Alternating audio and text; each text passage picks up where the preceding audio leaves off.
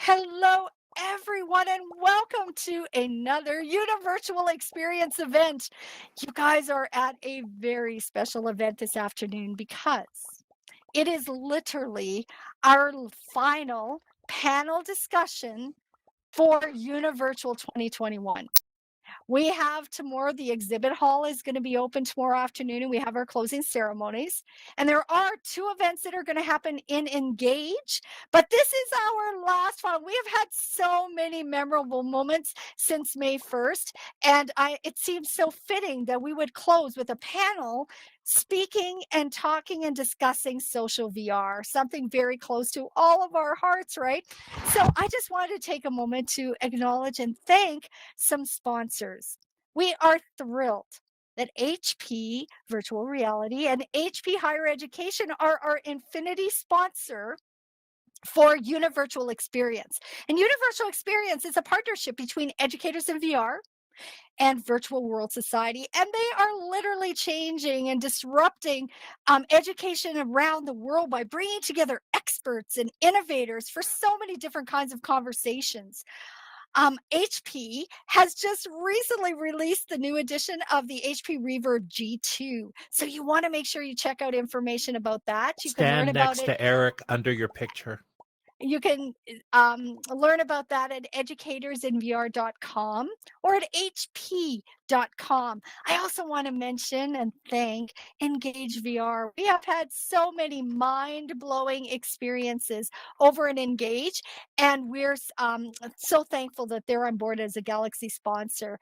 The other sponsor I want to mention is Advantis Education, and they are sponsoring, they have sponsored the Euphoria nightclub that we have had and been enjoying all month long here. So thank you so much. Events like this, 19 platforms, 30 days, somewhere around 170 or 180 events, doesn't happen without sponsors. So we're so grateful. So now, without further ado, I am going to turn it over to this incredible panel.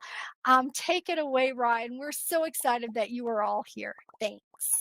Hi, everybody. I hope that you can hear me.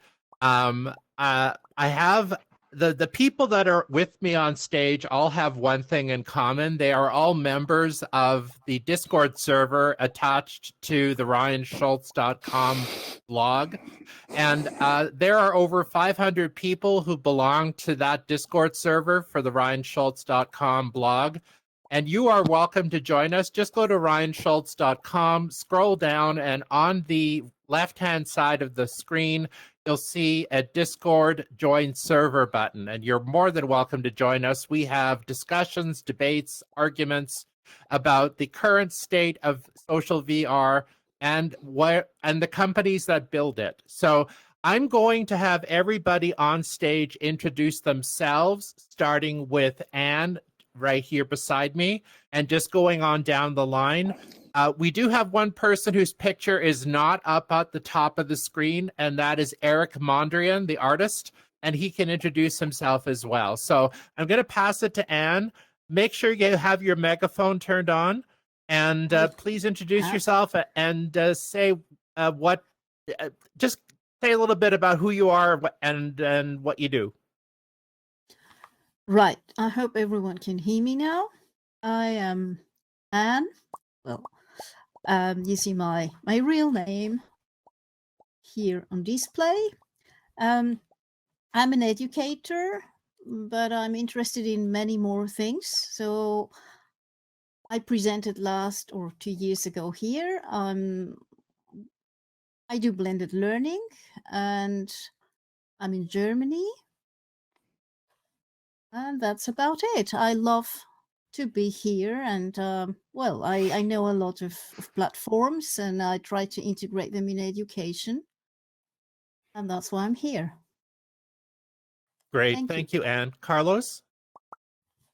Greetings, everybody. First of all, thank you for all of you coming to this final panel. I appreciate every effort that the panelists, Donna, Morel, Daniel, everybody that is part of this, Tony, Fox, for creating this. I'm an educator. I teach photography typically, but after I joined the VR world back in 2017, thanks to Ryan's blog, He has a list of over 150 metaverses that one can visit, and I've gone to quite a few of them. I go regularly to about 10 of them. And what I specialize in, being a third generation photographer, is to do in-world videography and still photography. So normally I'm behind the camera doing that, but today I got a chance to and be honored with these other people to do this. So thank you so much. Enjoy the show, and I pass it over to Mr. Eric. Eric? Thank you, Carlos, and thank you, Ryan, for having me on the panel. My name is Eric Mondrian. That is also my real name in the physical world. Didn't used to be, but now it is. So I've actually been involved in virtual worlds, kind of more on the virtual world side, I would say, than the social VR side of things, at least given my history. Joined the internet, the wide world of the net, back in '94, and have been involved in various virtual worlds since then. Text-based, 2D, 3D, all kinds, and have a particular love of Second Life, where I've been since 2005. I did an MFA at Cal Arts, just finished a couple of years ago. I have an MA in Mass Communication and Media Studies as well, where I also focused on virtual worlds as new media. And like Carlos, I'm actually very interested in virtual world videography. I've filmed quite a bit in Second Life, and my MFA thesis project actually turned into a series of films, or basically a 30-minute long art film, combining footage from Second Life with recordings I'd done of my writing. So very interested in machinima and virtual world videography as well. Thank you, passing Eric. along to Rainwolf. Actually, Rainwolf just joined at the last minute. He's standing behind you, Eric. Rainwolf, do you want to introduce yourself? Sure. I am Rainwolf.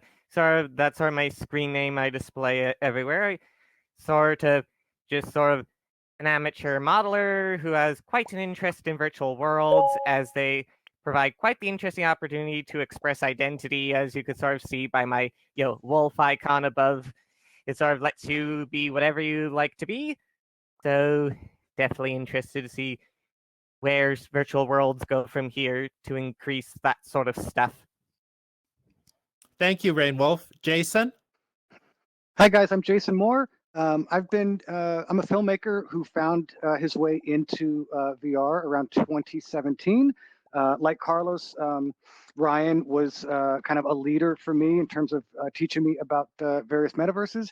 And I'm the creator of the Meta Movie Project, which combines live theater, cinema, role-playing, and video games.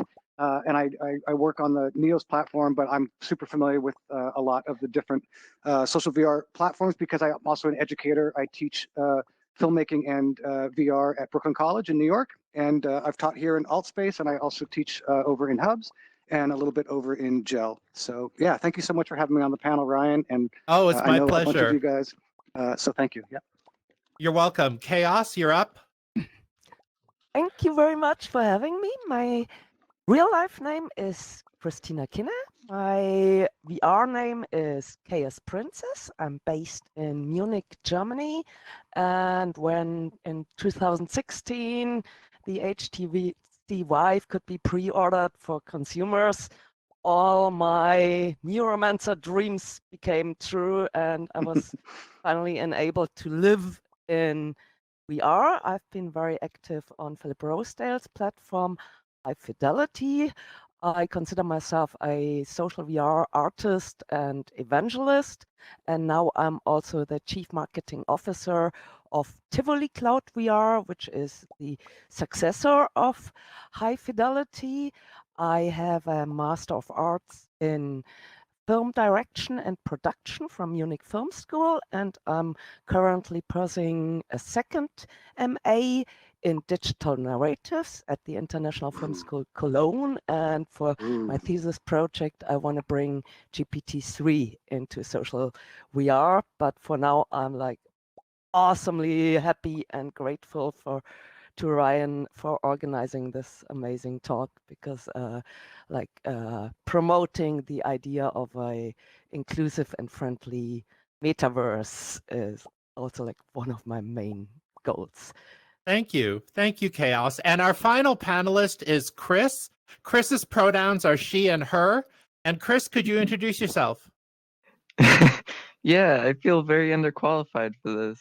I didn't realize this was sponsored by HP, the good computers, and um, I'm I'm someone who unfortunately lives in VR, and I created the Udon Bird Sanctuary in VR chat. That's probably the best thing that I'm known for. I, uh, like I said, live in social VR. I'm a 3D modeler and animator, and I've been interested in creating for virtual worlds since late 2017, I believe, when I got in here. And that's about it, I think. Thank you, Chris. Chris is very modest. If you've never been to the Udon Bird Sanctuary in VR chat, you really do need to pay a visit. It's wonderful work. As you can tell, we all represent many different platforms. And so my first question for the panel, and this is for anyone who wants to answer it, it's popcorn style. We're not talking in turns. It's whoever feels they want to answer. What is your favorite platform and why? Anybody want to jump at this? Yes, I would like to. Myself, Sure. I primarily hang out in VR chat because the avatars are a lot more customizable, as I pretty much run around with that wolf above my head. Whereas here, I'm sort of stuck with this sort of avatar that's not quite how I'd want to be. And also, I tend to be on there as far as the worlds with arbitrary mesh upload because, it has the largest user base at the moment, and a lot of my local friends are also on VR chat. Thank you, Rainwolf. Anybody else? What's your favorite? Christine, I see you waving your hand. Yeah. Chaos?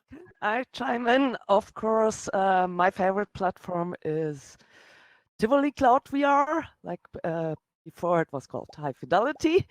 And that's for, it offers like a full-blown experience, like everything is possible. The only limit is your imagination. You can like script mini games, bring all kinds of hardware connections in. But the main USPs of Tivoli Cloud VR is that it can hold more than 500 avatars in one non-instant space, and it could scale up to even more. So you don't have this problem with like, how do you meet if everybody is in a different instance? And the other USP is that we have, like, in my opinion, the best spatial audio on the market, and you can like enter attenuation zones and make the sound on the dance floor really high, but still like talk at the bar in like a whispering voice, which really makes VR better than real life. And in Tivoli Cloud VR, using the high fidelity spatial audio codec, you can like also like locate users with closed eyes, even if they're like 1,000 meters apart of you. And so I really love this crowd feeling in social VR, especially in times of the pandemic, and Tivoli is able to deliver it. Therefore, I love it. Great, thank you, Chaos. Anybody else want to jump in? What's your favorite platform, Chris? I'm also a person who is in VR chat because my friends are there, and you're kind of trapped wherever your friends go. But not that VR chat's a bad thing. I think it's a good middle ground between like creative expression with the custom 3D models for avatars and worlds and ease of use, where it's not something that's really cluttered and difficult to use. It still has a clean interface and friction. Oh, it has its problems, but it's generally a lot easier than other platforms out there. Thank you, Chris. Carlos, you raised your hand. Did you want to say something? Go for it. I've traveled around the world, and people ask me what my favorite city is. For me, it's the same in Metaverse. I have different reasons for each Metaverse that I go to. Some have a really good social scene. Others are very beautiful. Others are just so progressive and working towards some amazing things. And for me, when I go to the different metaverses, it's like going to different cities, and you have different languages and social groups that are happening in there. And I find that so stimulating. Also different nationalities that you can find people from, other parts of the world and have a relationship with them in a virtual relationship. Thank you. Thank you, Carlos. Anybody else want to jump in there? I guess I Yes. would just All right. tag on. I would tag on with Carlos as well and say that I completely agree with that sentiment. I haven't seen nearly as many metaverses as Carlos has, but I've been around. I've seen most of the major ones, and it seems like everyone has their own specialty and their own little magic stuff that's going on there. I mean, Neos is good for me for what I specifically do. I do storytelling, and so the facial tracking and eye tracking and the ability to craft really detailed avatars is something that Neos does pretty well. And so that affords me some of the tool sets that I need for my work. But man, there's so many great things to love about AltSpace or VR chat or Tivoli that I think, understanding that we're still in this, really interesting age of many, like the multiverse of metaverses is where we are right now. And I, for one, am really appreciating that because, for all we know, in 5 years, Facebook has come along and Horizon's going to blow away everything, and we're all going to be forced into one dystopian metaverse, and we'll all remember I don't want that at all. So I'm happy that there's a lot of different ones out there, and I love Neos, but I love these other places too. Eric, did you have any opinions about what your favorite platform is and why? Yeah, I was going to say, actually, just onto your comment, I do hope as well that Facebook Horizon doesn't come along and take over everything, because that would be quite tragic in many ways. I think I've tried quite a number of them. Some of the social VR platforms I've tried, like AltSpace VR, Rec Room, Mozilla Hub. Some of them I haven't yet personally, but I kind of try them vicariously. For me, Second Life is the one where I've been the longest, joined there in early 05. And I would actually agree with Rainwolf. Like, one of the things, even though Rainwolf was talking about VR chat, for me, one of the things with Second Life that really has made me stick with it is that I feel very much like myself there. I'm a fox avatar there.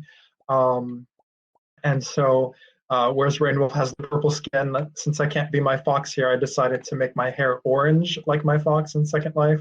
My hair in real life is not orange, but my fur in Second Life is. And for me, the thing that I like about Second Life, it's like I like all virtual world platforms, a little bit like Carlos, for the different kinds of communities and subcultures that they have, the different use cases. So I think there is value in all of them.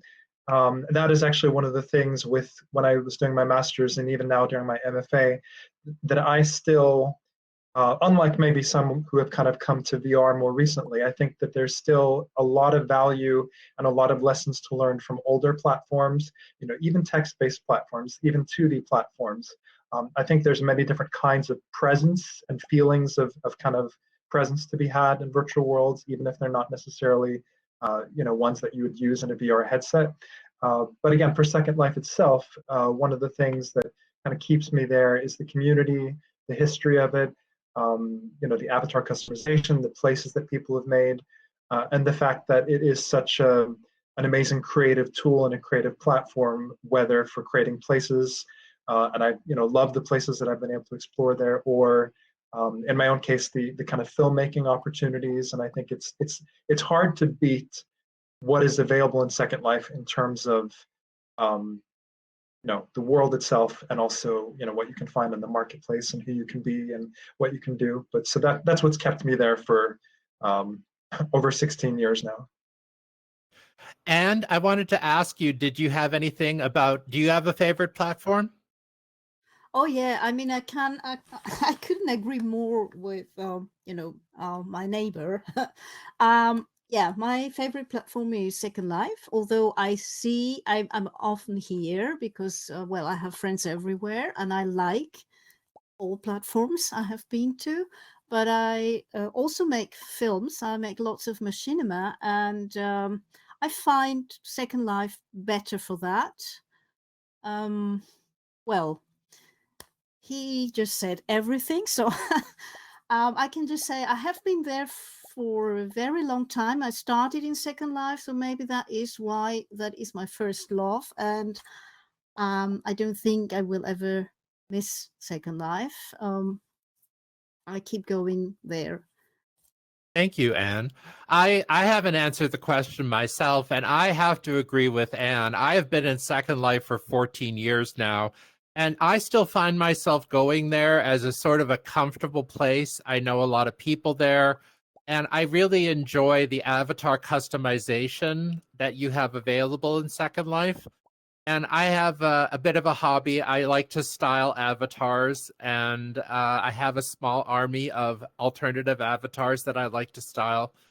And but I also have visited, as Carlos mentioned, I visited and written about over 150 different platforms for the blog RyanSchultz.com.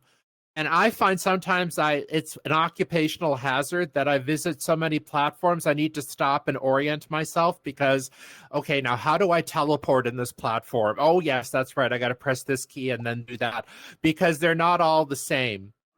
And I thought I would turn the discussion to, what is it that you love? And this is open to everybody. What do you love about working in the metaverse? What is the thing that really gives you joy? If no one wants to start, I can add one thing. Or go for it, Eric. Okay. Well, I was actually having this conversation with one of my relatives earlier today in the physical world.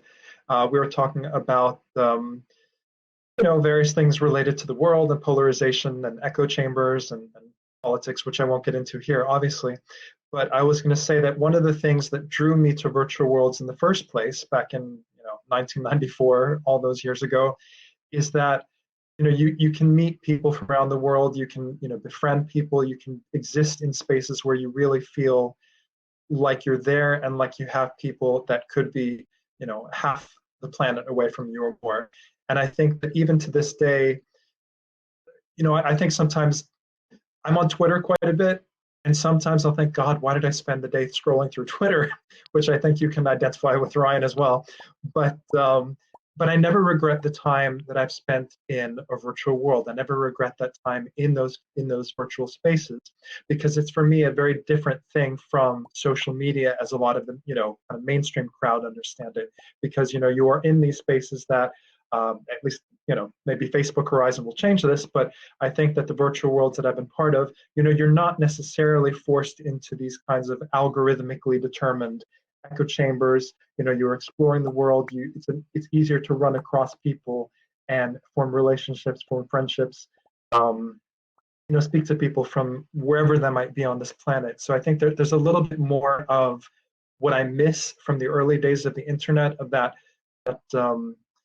not just that freedom, but a little bit of, if I dare say it, that chaos, that kind of serendipity, I would say, the serendipity that I think that we're losing quite a bit with these bigger platforms like Facebook and Twitter and all these other ones that are trying to determine how to keep people the most engaged, and with their advertising, things like that. So yeah, I love virtual worlds for the fact that they are other worlds and that they're not they're very different from social media in a lot of ways.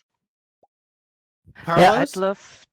Chaos. You sorry. go ahead, Chaos, and then Carlos, and I see Rainwolf wants to talk too. So I'd love to pick up on Eric's musings, because what's amazing is that you really meet people from all over the world, and you don't judge them from about like what country they're coming from or how old they are or how they look like, but you can just like get to know them by their taste and like how they style their avatar, and by their ideas and by their skills. And the metaverse also like opens up great opportunities to get like international collaborators and to found like a global team, each getting in there for their skills and their enthusiasm about the project.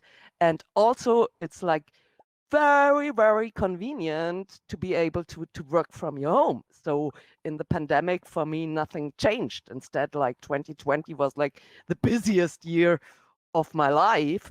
And I was just happy that I knew already so many like collaborators who were skilled in digital workings, but I also saw a silver lining in the pandemic that it taught like general public how to work digitally, and it's also great for like a lower carbon footprint. And I think like yeah, working in the metaverse is the future, and it's only good for humans and for our planet. Thank you. That's wonderful.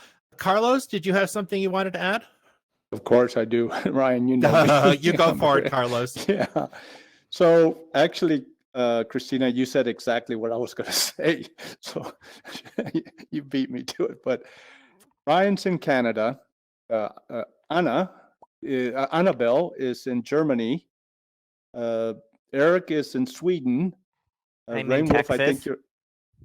you say again. I'm in Texas. You're in Texas. Okay, me too. I'm in Texas. Jason is in New York. Christina is in Munich. And then I'm not sure where Chris is. Vancouver, BC, Canada. Canadians, yay! Yeah.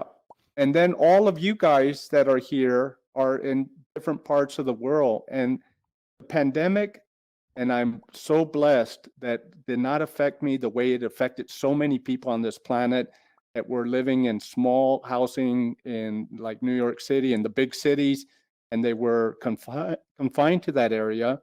I had the freedom to be able to go into the metaverse and to continue my social life without getting all freaked out about the things that were happening to so many other people. So a big blessing, and I'm just very fortunate. And I just have to thank Ryan Wright. He is helping me with a video here. I forgot to mention him, so thank you, Ryan. Go ahead. Yeah, I think Rainwolf had something they wanted to say. Rainwolf? Yeah, sort of continuing on from everyone else's stuff, I find it quite interesting, virtual worlds, because of the artistic possibilities, as you can be you can go wherever or be whatever you like. Like myself, I could be like a purple wolf hanging out in a pond feeding ducks, or on the moon, or what have you. And yeah, that has been quite helpful in the pandemic, being able to feel like I'm with my friends who are, in the same city as me, but can't meet up in person because of the virus. So, yeah. That's great. Thank you. Chris, I see your hand up. Did you want to say something? Yeah. So, as a trans woman who grew up around transphobes in denial, it was really an eye-opening experience to be able to choose whatever body I wanted, to have fine-grained control over it, and to be in a space where the risk is, I mean, harassment is a problem in social VR, but there's no threats of physical violence. I am safe to express myself. And I think that sort of environment is really important, especially with the immersion that VR brings. It's not just a profile picture. I can look down, see a body, and experiment with it. And it was just something really valuable in my own development, and something that helped me come out and realize my own identity. And I met a lot of really cool friends along the way that I wouldn't have growing up in school or around me, because, well, you know how it is with trans people. Yeah, that's what I got. Thank you. Thank you, Chris. I did want to say something at this point. I have often thought that I do consider social VR to be like the next generation of the original flat screen virtual worlds, of which Second Life is probably the best known example. And I think the thing about virtual worlds like Second Life and the social VR platforms like AltSpace is that what you look like does not matter. What matters is what you say, what you think, and how you feel. In other words, you're connecting neurons to neurons, brain to brain, voice to voice. And I think that is such a powerful medium, and I think the immersion added by a virtual reality headset. I mean, look at this audience. Look at us. We're here gathered from all over the world for this conference.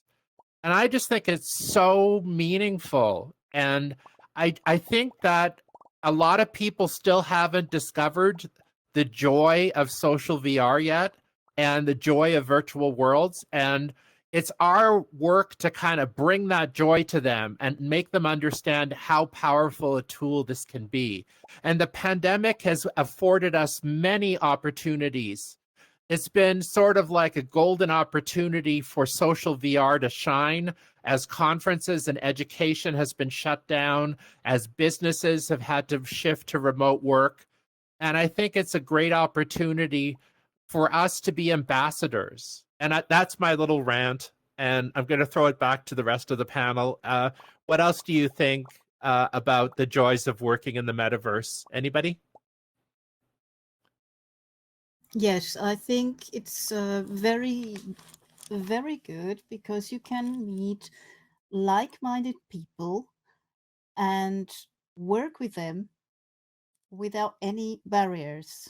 And you would have never met them if we, well, how? If we didn't have this kind of platforms, you would never meet other people who think like you and who can work with you.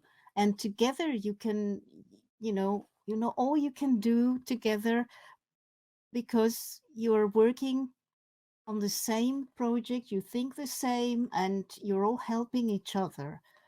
I mean, that would have never happened if we did not have this kind of platforms. So I wish there were more platforms, and I wish everyone would join one platform and find people to work with, together, or to do something together, to work on projects for the environment, or for, well, just look at this, finding vaccines against viruses, and you can do so many things. Thank you, Anne.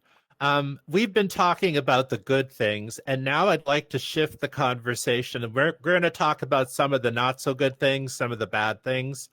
What are some of the things about the metaverse in general, or maybe a specific platform? What are the things that you find are problem areas that still need to be looked at when it comes to the metaverse? Yes, Jason. I would say motion sickness is probably the number one thing that I am bummed about with VR. I don't really get it too much, but as a storyteller, I do the work I do involves live performances where I'm trying to do storytelling for up to 15 or 20 people at a time. And so when I have audiences and I'm trying to entertain them and trying to create a collective experience, it doesn't work really well if half of my audience is not feeling so good and has to take off their headset. So just generally speaking, this is such an interesting thing because we have this magical tool that is incredible and you can do so much. But I'm an educator, and when I teach my classes, I have to make sure that the platform that I'm working on affords my students the opportunity of a desktop mode, because I can't ask my students to put on a piece of equipment that is going to make them physically ill. I mean, that's ethically, it's not really good for a teacher to be doing something like that. So if we could find a way to crack this motion sickness thing, I think that would help us onboard more people into the VR space in general, and it would make our experiences a lot easier. I mean, I would love to spend 12, 15 hours in VR if I could, but I physically can't take it. So I think motion sickness to me is a challenge that we would hopefully overcome soon. Great. Thank you, Jason. Carlos? Well, one of my concerns is the privacy. Like, for example, Oculus requires you to have a Facebook account to be able to use their headsets and stuff like this. And the harvesting of our data, of our movement, all of this stuff is getting very, very sophisticated. And there's no legislation out there that is being enforced at this point. Most of the politicians are really old people and they don't even know what virtual reality is. And there's people that are trying to bring awareness to them. I went to a Stanford talk the other day that was very interesting. The woman that was out in San Francisco promoting the brain consciousness, and actually lawmakers were paying attention to her and trying to learn more about that so that they could protect our rights. So that's, for me, is a really big deal. Thank you. Yeah, that's Chris? definitely. Sorry. Chaos, Chris Oh, sorry. first, and then Chaos. Yeah. If you're adding on to what he was saying, you can go ahead. Yeah, I wanted to add up to both. So that's definitely the two-sided sword, that like each new feature which makes my experience more immersive and more lifelike, like eye tracking, full body tracking, and so on, is like an opportunity to harvest my innermost biometrical data. And this is something which scares me a lot, because with like before VR standards, I was able to be untracked in real life. Like if I put up a hoodie, a sunglasses, and a reflecting scarf, no surveillance camera in the world can like map me. But what I can't fake is like my individual type of movements. I'd have to break my legs and arms to fake that. And same goes for eye tracking, for example. Like just looking at the pupil, you can like read if somebody got a mental illness, if somebody is excited, if somebody's lying. And as much as I love that, to use these features for my personal immersion and entertainment, as freakingly scared I am of like really big companies or governments which could change collecting this data. This could be really like, and this could be also like really a life danger. And here I also want to add up to what's so hardcore about Facebook's real life policy. So my favorite example is always, it's like such a blessing that you can like live in your personal favorite body in VR.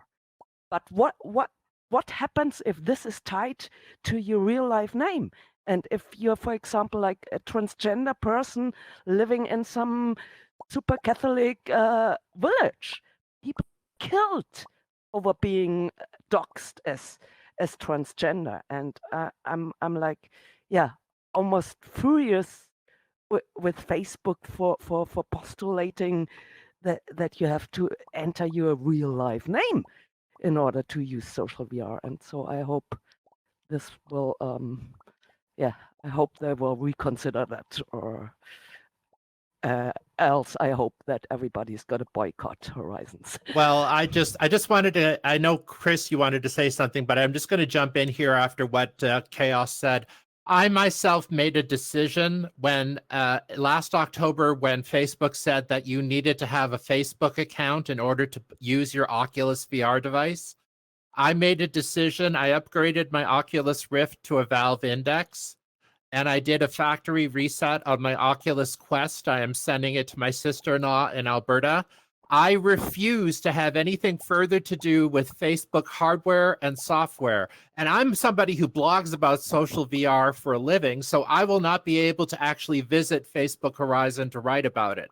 I will write about Facebook Horizon, but I will only do it from a second person perspective, not a first-hand perspective. I have had enough of having my data strip mined by Facebook and sold to the highest bidder, and I voted with my feet and I voted with my wallet.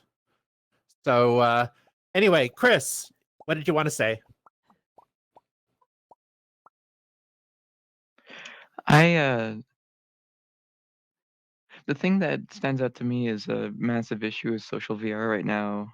And it's especially telling since I spend most of my time in VR chat is moderation. I don't really know how it's supposed to work.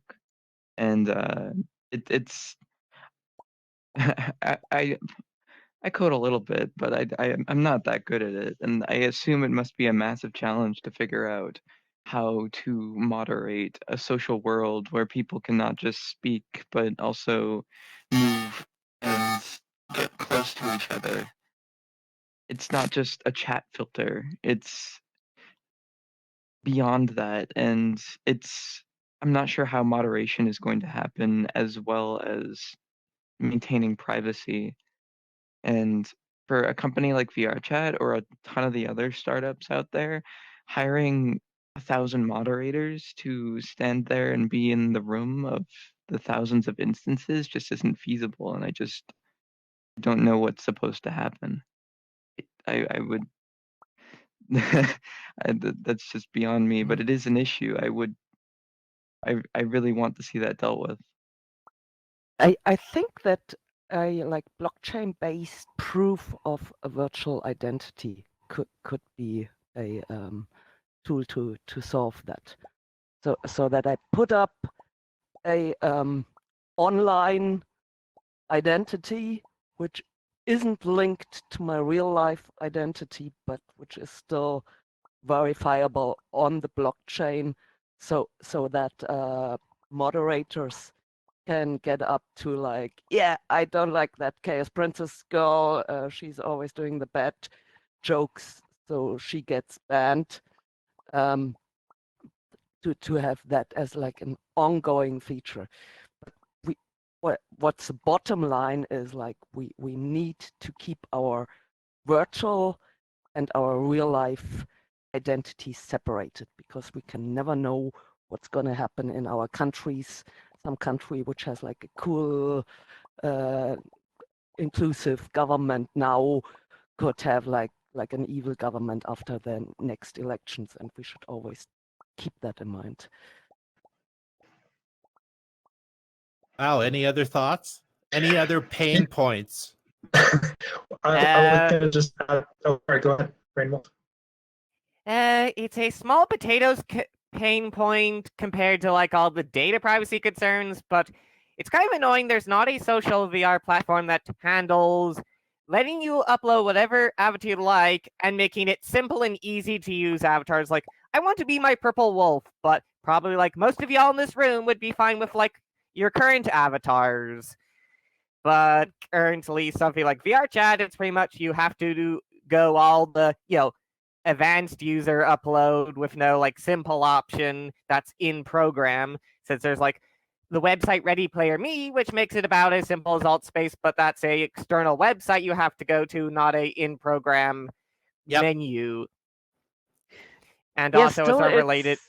Oh yeah, sorry, go on.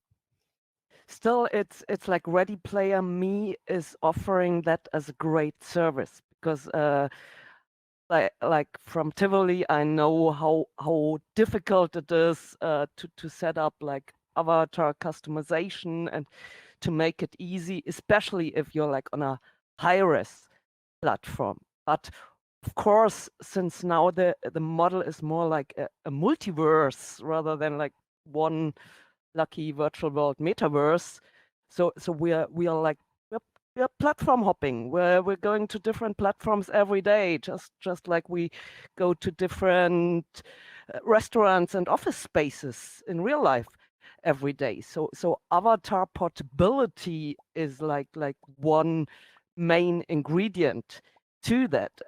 But I don't think that this can be tackled by the individual platforms, maybe by the very big ones, but like platforms with a small team, they in order to make an avatar portable, you have to make your standards work for it. And yes, therefore I love the idea of Ready Player Me being like a third-party service that by itself, they went into VRChat, they went into Tivoli, they went into hubs, they figured out what are the standards of that platform, and they created that wonderful solution which let the user like make an avatar suitable for that platform within 3 minutes. And so I think like hands up for a big hand for Wolf 3D.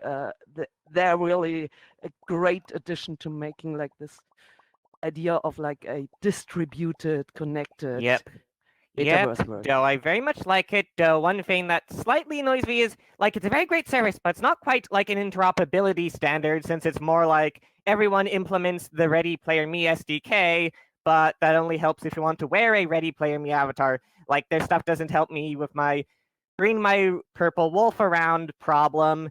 Whereas something that does seem closer to it is a Japanese file standard called the VRM format, which is a interchange format that doesn't bundle the avatar creator as the same thing, since the thing that everyone uses over there to make their Japanese anime avatars is a separate tool from the VRM standard itself. So I could just as easily load my purple wolf into all those Japanese platforms as any anime avatar.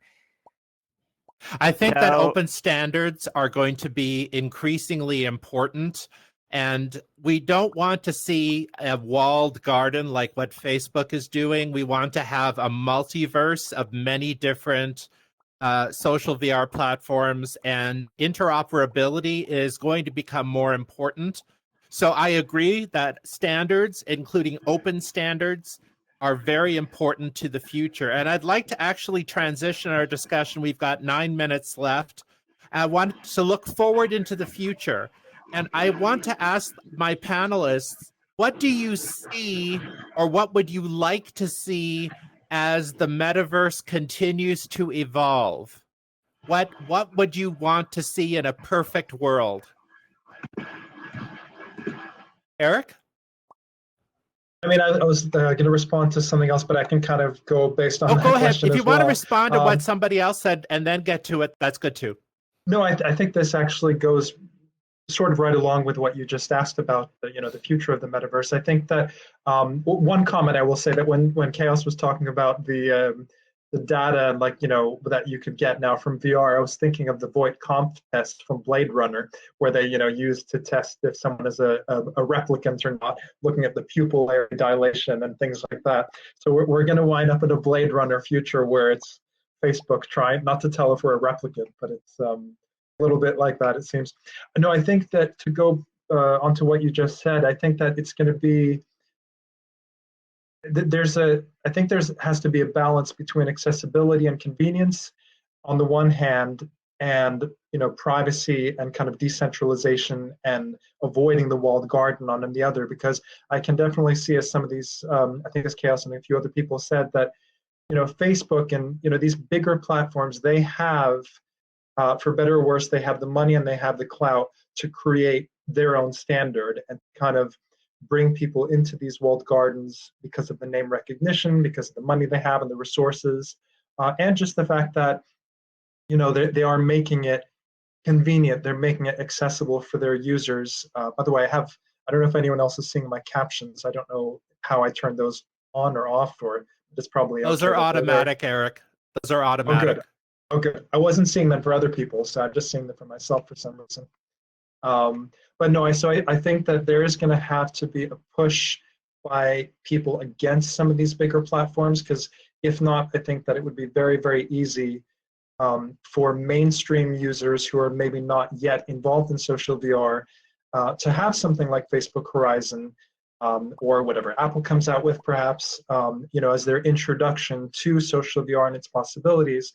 But of course, as we've all kind of said, that creates the risk of people sticking with what they know, what they first use, what other family is using, just like with Facebook nowadays. I mean, I think so. We have to find a way to make things accessible, to make it convenient for people to access these.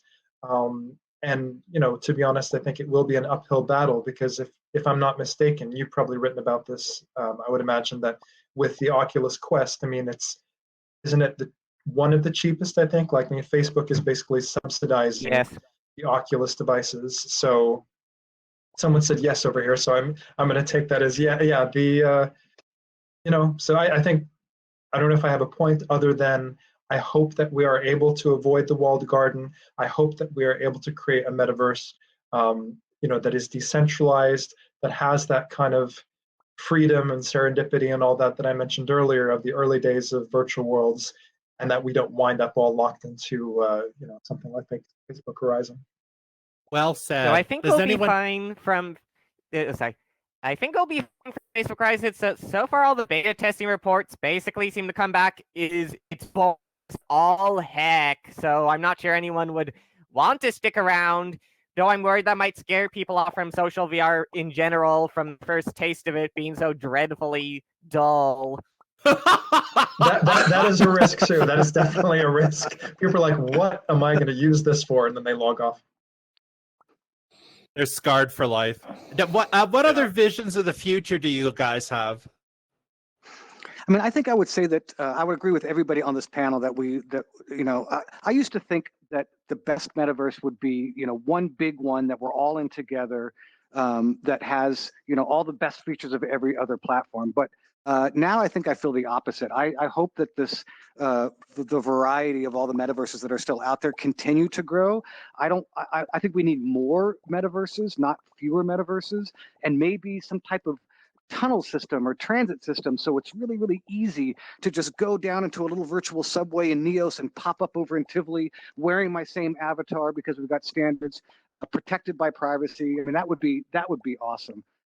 That's portals between multiverses, portals between different metaverses. I think that would be a wonderful future vision. I would love that. Yeah. Okay, we have a few minutes left. Does anyone have any final comments or something they're burning to say that they would like to say? I don't know, Donna, should we open it to questions from the audience? Is that allowed? Of course it is. Let me just raise hands. You guys know what to do. Okay, we're going to throw it to the audience. You've got a few minutes to ask us questions. What would you like to ask us here? Oh my goodness, we've got questions already, Ryan. Okay, the first one, Okay. VR. Girl Jean, go ahead. All right. Participation, VR Girl Jean. Now, hi. What's your question? Well, this is for the Second Life fans, and I am a Second Life fan too. I was wondering if you would like to see Second Life go into virtual reality. Anna, do you want to take that, or should I? Yes, I would. Yes, I would. But I would also keep the possibility to get out of VR, because sometimes I don't want to be that immersed. But I would like to have both options. Yes. Yeah, I will say. I think. Oh, sorry. Go ahead, Ryan. Go ahead. Go already ahead. No, go ahead. Go ahead. That was called High Fidelity. And I heard that like the Second Life engine is like much too like complicated, and also like because it's already quite what do you say?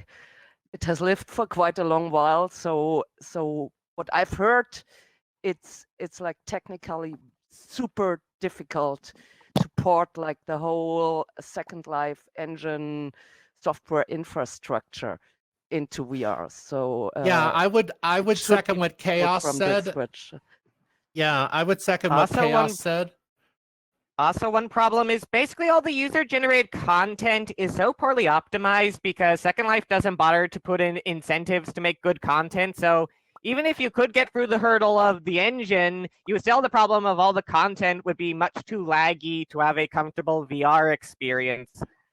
So, and that's not really acceptable to the Second Life user base to basically scrap their entire, content to start from scratch to stuff that's actually, VR capable content. Thank you for the question. Carlos, I noticed that you raised your hand. Did you want to say something? Well, I know we're at the top of the hour. I just want to congratulate Laurel, Daniel, all the volunteers that help make the Universal experience amazing for so many people, so many interesting topics. I know this is off topic here, but since we are one of the last panels to be here, thank you so much. Donna, you've done an amazing job of orchestrating and getting everything to happen. So, and thank you to all the participants that have come to listen to all the people that have spoken. Thank you. Yes, I would like to thank Donna and all the organizers. We have one more question from Chris. Chris, I'm going to turn your on-air on. What's your question? Chris Turner. Chris, you're on. Okay, I guess Chris is not. Okay. Are you here? You hear me now? Yes, I'm I here. hear we can you. hear you. Go ahead. Okay, great. Sorry about that. I was having some audio issues. I want to thank you guys for coming. This is really awesome, and I hope we can continue the discussion. I've been a Second Lifer. I started Second Life about 2010, and was a musician there for many years playing live music. And I was hoping to see some transition of that into other virtual venues like this.